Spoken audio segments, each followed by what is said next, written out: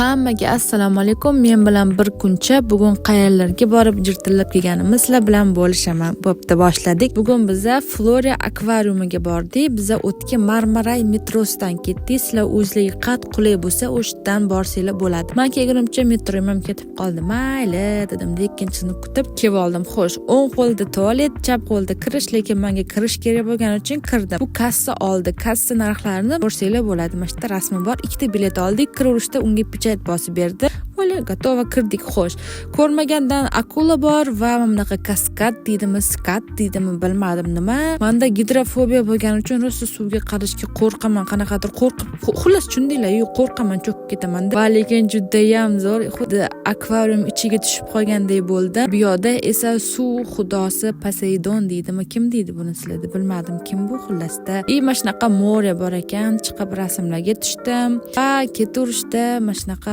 akvarium bor ekan. Oldimga bitta ham baliq kelmadi. Menimcha baliqlar ham bilsa kerak, men baliqxo'r qizligim. Mayli, nima ham deyman endi. Mana shunaqa pesheralarga tushib qoldim. Udivlyatsiya qildim, nimadirlar qildim. Keyin tualet qidirdim, keyin esimdan chiqib qoldi. Bu suvda erimaydigan plastik narsalar va Pixar qiroli Nemo, keyin esa Madagaskardagi pingvinchalar. Bu kim edi bu? Qodir Ali? Shunaqa zo'r bo'ldi.